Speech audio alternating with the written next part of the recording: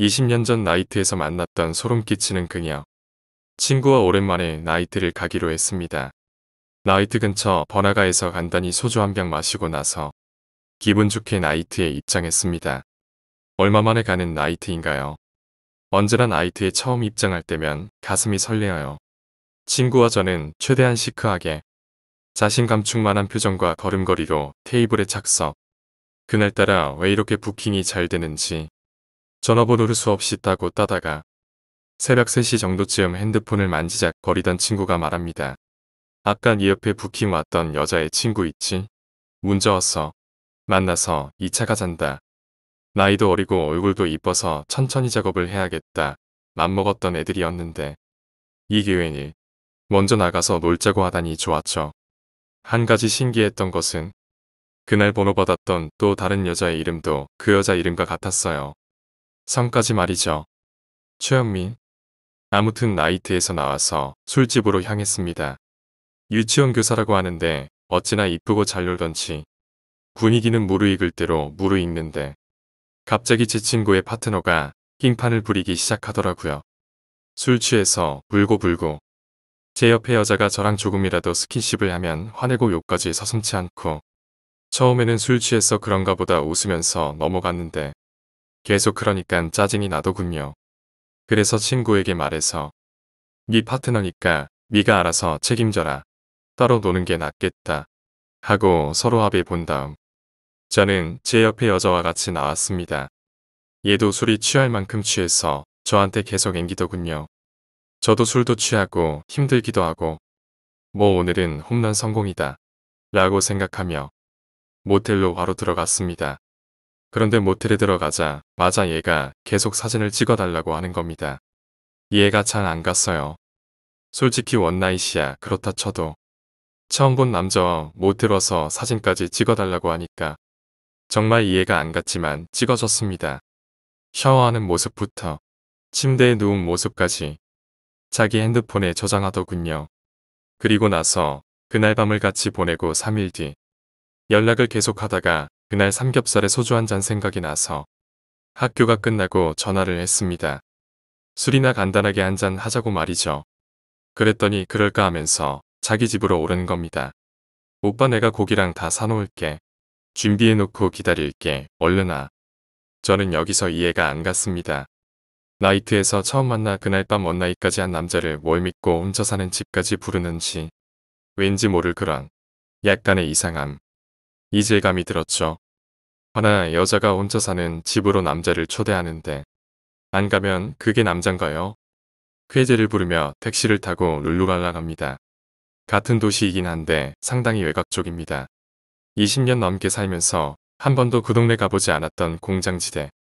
택시를 타고 아파트에 도착합니다. 차 안의 기사분께 물어봤습니다. 아저씨 여기 집값 비싸요? 그러자 기사분이 답하셨습니다. 아니, 여기 사람 별로 없어. 동네 자체가 공장지대라 집값이 싼 편이지. 108동 16층. 호수는 기억이 안 나는군요. 엘리베이터를 타고 가는데 왠지 모르게 으스스한 느낌이 나더라고요. 다시 생각을 해봐도 얼굴도 이쁘고 성격도 괜찮고 그런데 처음 보는 남자와 원나잇은 그렇다 쳐도 왜 모텔에서 사진을 찍어달라고 했을까? 그리고 왜 자기가 먼저 나를 여자가 혼자는 집으로 초대하는 걸까? 이런 생각을 하다가 주머니 속에 핸드폰을 꺼내서 문자를 적었습니다. 아무 말도 하지 말고 내가 이 문자를 보내고 나서 5분 내에 다시 연락이 없을 경우 무조건 경찰에 신고해서 나 찾아라. 이렇게 적어 놓은 다음 확인 버튼만 누르면 바로 전송될 수 있도록 해놓고 주머니 속에 손을 넣고 그 집 앞에 도착했습니다. 그리고 조심스럽게 초인종을 눌렀습니다. 문이 열리고 그녀가 나타납니다. 앞치마를 두르고 너무나도 화사한 모습으로 저를 맞이해 주더군요. 저도 밝은 모습으로 인사를 하고 하지만 마음속에 긴장감은 유지한 채 집으로 들어갑니다. 눈에 펼쳐진 집안의 모습. 집안이 너무나 잘 꾸며져 있더군요. 거실에는 우리 집 TV와는 너무나도 비교되는 벽걸이 TV. 너무나 귀여운 시추 한 마리. 누가 봐도 딱 여자가 사는 집이구나 생각할 정도로 여성스러운 풍경이었습니다. 우선 방을 하나씩 하나씩 확인했습니다. 혹시나 방 안에 누군가 있지는 않을까 하는 생각에 구경한다며 하나씩 열어보았죠. 처음 방문을 여는데 세상에 옷들이 꽉 들어차 있습니다. 옷방이라네요. 연예인들 가끔씩 TV 나오면 공개하는 옷방처럼 그렇게 수많은 옷들과 신발들이 있었죠. 또 다른 방에는 싱글 침대 하나와 또 TV가 있었죠. 별다를 거 없었습니다. 마찬가지로 이쁘게 꾸며져 있었어요. 아무튼 그렇게 집안의 모든 방을 확인하고 현관문까지 걸어 잠근 후 주머니 속에 핸드폰을 닫았습니다. 그렇게 거실에 자리를 잡고 신문지도 깔고 고기판도 올리고 직접 된장찌개에다가 콩나물국까지 만들었더군요. 소주에 삼겹살의 옆에는 이쁜 여자. 그리고 분위기까지 너무 좋더군요. 너무나 틀에 맞게 딱딱 떨어지는 게 참 신기하다 싶을 정도로 말입니다. 삼겹살을 맛있게 먹고 소파에 앉아있는데 갑자기 이 여자가 인기기 시작합니다. 오빠 방에 들어가자. 오늘 자고 갈 거지? 그러면서 저한테 그러는데 뭔지 모를 이질감이 또다시 느껴졌습니다. 아니, 여자가 왜 먼저 이러지? 뭔가 이상했어요. 얘 뭐 이상한 병 있는데 나한테 옮기려고 그러는 거 아냐? 이런 생각이 들었죠. 갑자기 그러니까 거부감이 들었습니다. 핑계를 댔습니다. 내일 나 학교 가야 해. 일찍 가봐야지. 그런데도 끝까지 달라붙으면서 끈질기게 저를 유혹했지만 진심은 아니지만 최대한 진지한 표정을 지으며 말했습니다. 사실 너 처음에 만났을 때는 그냥 가볍게 생각했는데 지금은 아니야. 진지하게 만나보고 싶어. 그래서 지금은 좀 아닌 것 같아. 이해해줘. 그 말을 하니까 좀 의외라는 표정을 짓더군요. 물론 그 상황에 누구나 그럴 수 있는 상황이지만 그래도 여자가 먼저 그렇게까지 노골적으로 하진 않잖아요. 남자가 먼저 들이대면 들이댔지. 게다가 못생긴 애가 그러면 이해라도 되는데 누가 봐도 이쁘고 괜찮을 정도로 매력있는 여자가 그러니까 뭔지 모를 거부감이 들었고 끝까지 거부했습니다. 계속 있다가는 안 되겠다 싶어서 얼른 갈 생각으로 가방을 메고 운동화를 신었습니다. 가려는 찰나 현관문이 잠겨 있었습니다. 근데 여는 방법을 몰라서 어떻게 해야 하나 하는데 여자애가 슬쩍 열어주더군요. 그런데 갑자기 화장실에서 핸드폰 소리가 울립니다. 이 여자애는 분명히 핸드폰을 지금 손에 들고 있는데 저 핸드폰 소리는 뭐지? 화장실에는 안 들어가 봤구나. 머릿속이 하얘졌습니다. 아니, 하얘졌다기보다는 우선 소름이 돋아서 거기서 빨리 나와야겠다는 생각뿐이었죠. 인사도 안 하고 박차듯이 뛰어나와서 엘리베이터 버튼을 미친 듯이 눌렀습니다. 미친 듯이 버튼을 누른다고 해봤자 엘리베이터가 빨리 올라온 것도 아니고 초조하게 기다리는데 갑자기 집 현관문이 벌컥 열리더니 오빠, 어디가? 일로 와봐. 잠깐만. 그와 동시에 뒤에서 나타난 10대 청소년쯤으로 보이는 남자. 머릿속이 정리가 안 되는 와중에 15m 정도 되는 거리인데 갑자기 제 쪽으로 뛰어오대요. 한 손에는 칼을 들고 말이죠. 저는 그걸 보자마자 바로 비상문 쪽으로 미친 듯이 뛰어가서 내려갑니다. 넘어지고 굴러도 계속 미친 듯이 뛰어내려왔습니다. 그 아파트에 사람도 거의 없고 그 일대도 말했다시피 택시를 타고 갈 만큼 인적이 드문 곳입니다. 아무튼 개같이 뛰어내려가는데 위에서도 미친 듯이 쫓아옵니다. 아무 말도 없습니다.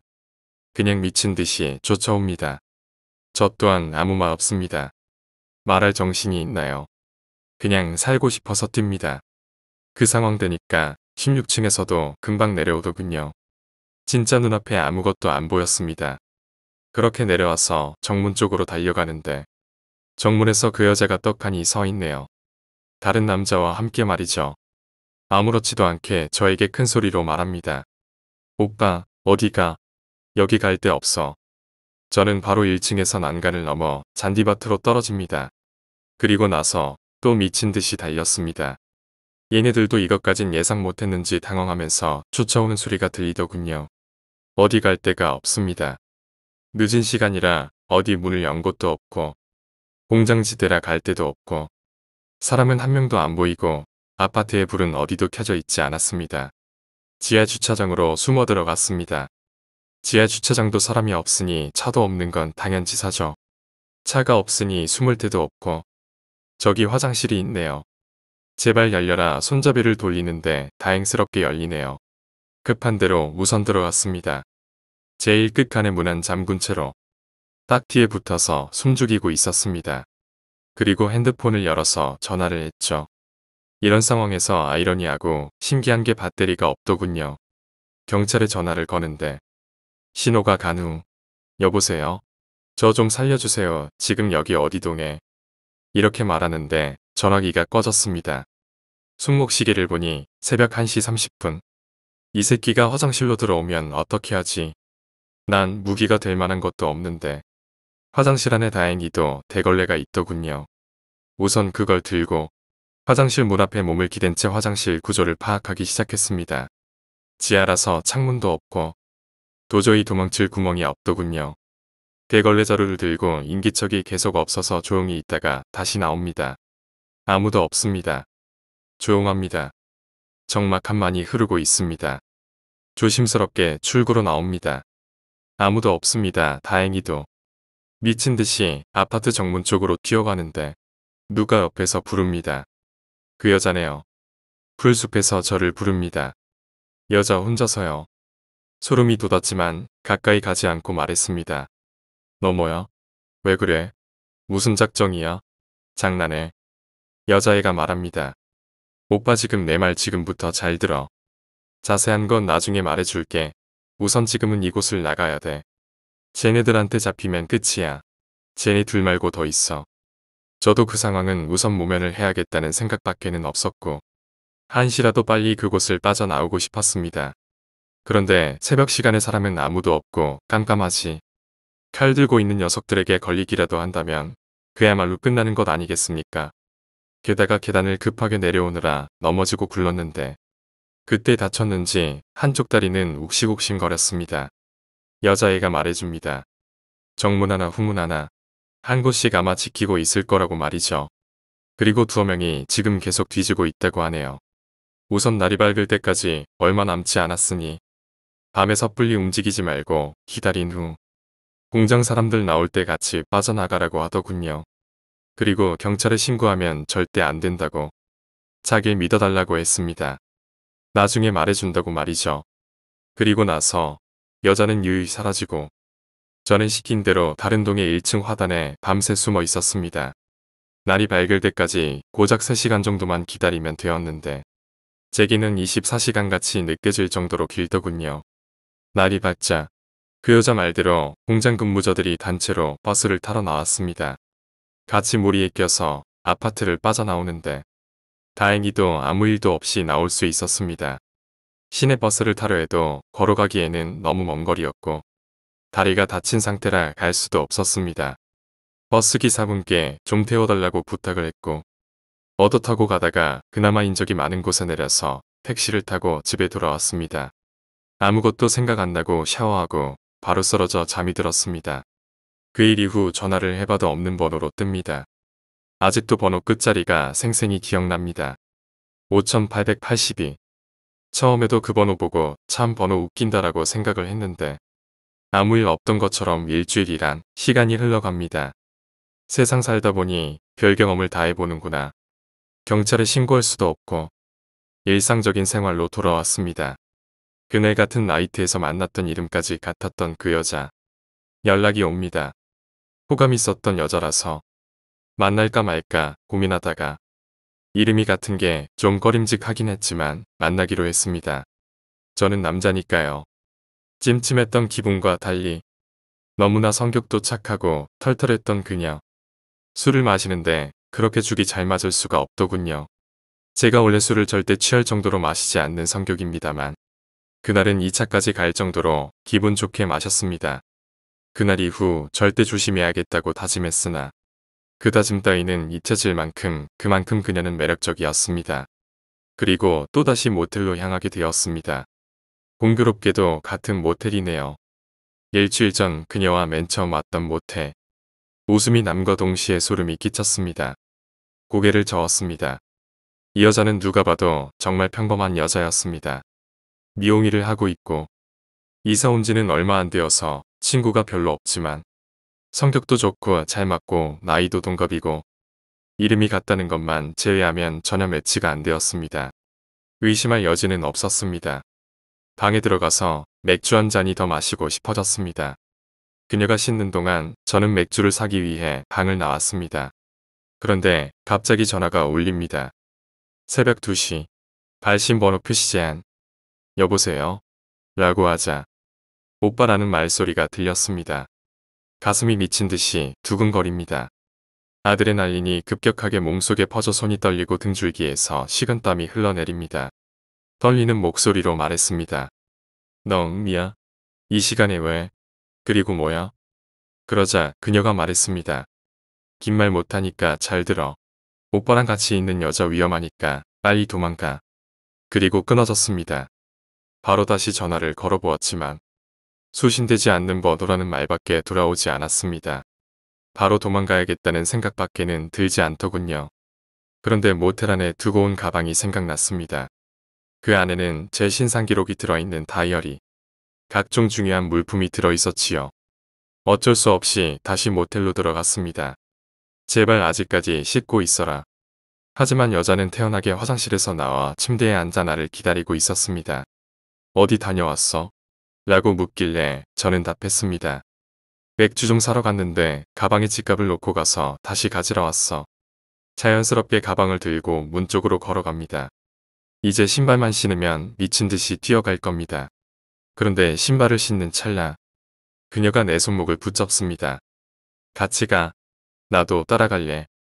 여자의 표정은 그냥 순진한 여자 같았습니다. 마치 혼자 있으려니 무서워. 그래서 나랑 같이 가고 싶어. 그냥 그런 표정이었습니다. 일이 점점 꼬이는 것 같습니다. 불안했습니다. 하지만 최대한 자연스럽게 그러자고 했습니다. 그날이랑은 다르다. 밖에는 그래도 그때와는 달리 사람들도 살고 편의점도 있다. 우선 편의점까지 가서 그냥 눈치 봐서 가야겠다라는 생각을 했습니다. 모텔을 같이 나와서 편의점으로 향하는데 20m 전방 편의점 안에 남자들이 있습니다. 10m 전방. 얼굴이 보입니다. 처음 나를 향해 칼을 들고 쫓아왔던 그 녀석입니다. 눈이 마주칩니다. 태연하게 걸어갑니다. 도망갈 수가 없었습니다. 이미 그 생각을 하고 있는 동시에 걸음은 계속 걷고 있었고 바로 앞이 편의점입니다. 만약 도망간다면 잡힐 것 같습니다. 티를 안 내기로 했습니다. 그 남자, 저를 모자라본 눈치입니다. 편의점 안에 들어갔습니다. 남자 알바생 1명, 그리고 저와 그녀, 그리고 그 녀석과 다른 남자 1명. 그 녀석 일행은 컵라면을 먹고 있었습니다. 저는 이 상황을 어떻게 모면해야 할지 모르겠습니다. 머릿속에서는 확실해졌습니다. 저 남자들과 한통속이구나. 느낌이 옵니다. 이 편의점을 나가는 순간 나는 안 좋은 일을 당할 것 같다라는 강력한 느낌. 그 상황에 저에게 절망적인 것은 다리가 아직 낫지 않았다. 도망가면 무조건 잡힌다. 술도 약간 취했다. 편의점을 오고 가는 게 30m 정도가 외진 곳이다. 새벽 시간이다. 희망적이었던 것은 남자 알바생이 있다. 적어도 그놈은 한패거리는 아닐 것이다. 나에겐 배터리가 충분한 핸드폰이 있다. 어떻게든 지금 전화를 걸 수만 있다면 해결된다. 주머니 속에 휴대폰을 찾았습니다. 조심스럽게 폴더를 열고 경찰서에 전화를 걸었습니다. 그리고 태연하게 말하기 시작합니다. 여기 무슨 동인데 편의점이 새로 생겼네. 목말라 죽겠어. 눈치 까길 바라며 몇 번이나 같은 멘트 반복했습니다. 녀석들이 쳐다봅니다. 하지만 눈치채지는 못한 것 같습니다. 초조하게 기다립니다. 시간을 계속 때웁니다. 맥주는 이게 나을까 저것이 나을까. 계속 떠들어댑니다. 이곳에서 나가면 왠지 죽을 것 같았습니다. 편의점 알바생은 아무것도 모른다는 듯이 노트북으로 웹서핑을 하고 있습니다. 한 10여 분이 좀 안 되는 동안 어떻게든 이곳에서 뻐겨야 한다는 생각뿐이었습니다. 여자가 말합니다. 오빠 대충 사서 나가자 뭐해. 계속해서 시간을 끌었습니다. 그 남자 일행은 그 사이 라면을 다 먹고 편의점 밖으로 나갑니다. 그냥 가라. 그냥 우연히 만난 건가. 하지만 안도의 한숨도 잠시 밖에서 꼼짝 않고 기다리고 있습니다. 대놓고 나를 쳐다봅니다. 묘한 미소와 함께 말이죠. 여기서 나가면 나는 봉변을 당할 것이 뻔합니다. 나를 알고 있던 건가? 기억을 하고 있던 것인가? 그런 생각을 할 여유도 없습니다. 이 상황에서 어떻게 빠져나가야 할지, 내가 어떻게 하면 살 수 있을지, 본능적으로 무기가 될 만한 것을 찾습니다. 여자는 아무 말도 없습니다. 그냥 내 손목을 꼭 붙들고 있을 뿐. 정말 무기가 될 만한 게 편의점의 커터칼밖에 없더군요. 커터칼 앞에 서서 여차하면 싸울 수밖에 없나 이 생각뿐. 그래도 남자 알바생이 있으니 그때 멀리서부터 번쩍번쩍 불빛이 반짝입니다. 사이렌 소리는 아닌데 경광등이 번쩍번쩍합니다. 경찰이 온 겁니다. 살았다라는 생각밖에는 들지 않았습니다. 그때 그 녀석들 골목길로 유유히 사라집니다. 제 옆에 있던 그녀 또한 갑자기 바로 편의점을 빠져나갑니다. 저는 잡을 수가 없었습니다. 온몸에 긴장이 풀려 바닥에 털썩 주저앉아 버렸고 경찰들이 들어왔을 때 편의점 안에는 저밖에 남지 않았습니다. 그리고 나서 경찰들이 저를 집까지 데려다 주었고 그날 밤을 꼴딱 새고 저는 용기를 내어 경찰서를 찾아갔습니다. 그리고 이제까지 일어났던 모든 상황들을 설명했고 처음 만났던 그 여자의 집을 찾아갔습니다. 물론 예상대로 집은 아무도 살지 않았습니다. 불과 일주일 전인데 지금은 아무것도 없습니다. 집주인과 연결이 되었는데 2달간 집을 빌려주었었다고 합니다. 일정 금액을 받고 말이죠. 그거제에는 아무것도 알 수가 없었습니다. 물증도 없고 증거도 없었습니다. 내가 위협을 받았다는 진술만 있을 뿐 실제 해를 입진 않았으니 그대로 그냥 잊고 살라고 앞으로 조심하라는 말만 듣고 그렇게 또 사건은 끝이 나게 되었습니다. 그 일이 있고 난 후 한 달 뒤 이제 많이 일상생활에 적응되었습니다. 핸드폰 번호도 바꿨고요. 남자 하나 잡아다가 협박하려는 애들이었나 보구나. 운 좋게 잘 피해갔구나. 이렇게 생각하기로 했습니다. 평소처럼 학교에 도착한 후 컴퓨터를 하는데 메일이 하나 와 있습니다. 메일 수신자는 5882. 가슴이 또 두근거립니다. 떨리는 마음으로 메일을 클릭합니다. 나이트에서 여자들 함부로 믿지 마. 사실 처음 만난 날 오빠와 함께 모텔에 들어갔을 때 사진 찍은 거 기억나지? 그 사진 내가 왜 찍자고 한 것 같아? 그리고 두 번째 집으로 왔을 때 그날 내가 왜 도와준지 알아? 사실 처음 오빠가 집에 왔을 때 집에 남자들 2명이 숨어 있었고 오빠가 술에 취하면 오빠는 그걸로 끝이었어. 근데 절대 취할 정도로 마시지 않더라. 계획은 틀어졌지만 그래도 오빠는 그들에게 도간에 든 쥐나 다름없었어. 그 다음으로 방 안에 들어가서 잠들게 하려고 했어. 그때 오빠는 나에게 나를 진지하게 만나보고 싶다고 그랬어. 그리고 집에 가겠다고 했지. 다른 남자들과는 달랐어. 그래서 사실 문을 안 열어줬다면 절대 못 나갔을 텐데 열어준 거야. 그리고 그날 도망칠 수 있게 도와준 거고. 사실 그 남자들은 중국인들이고 오빠를 납치해서 중국으로 밀항할 계획이었어. 그 남자들 위에는 더 큰 조직이 존재하고 있고 아마 그날 납치되었다면 오빠는 지금 이메일을 확인하지도 못했을 거야. 아무튼 잘 지내 조심해. 안녕. 그냥 잊고 살아. 아무 일도 안 일어났잖아. 메일 내용은 자세히 기억나지 않지만 이런 내용이었습니다. 저는 단지 그 상황을 모면하려고 좀 더 자세히 말하자면 그런 예상은 전혀 못하고 이 여자가 이상하게 이질감이 느껴져서 그냥 말로 모면하려고 했던 것 뿐인데 그 말 한마디로 인해 큰 화를 면하게 된 것입니다. 그 일이 있은 후 지금까지 더 이상 아무런 연락도 없습니다. 메일을 보내보았지만 수신 확인도 안 되고 있고요. 운이 아주 좋았다고 생각이 됩니다. 그럼 여기서 풀리지 않는 의문이 있습니다.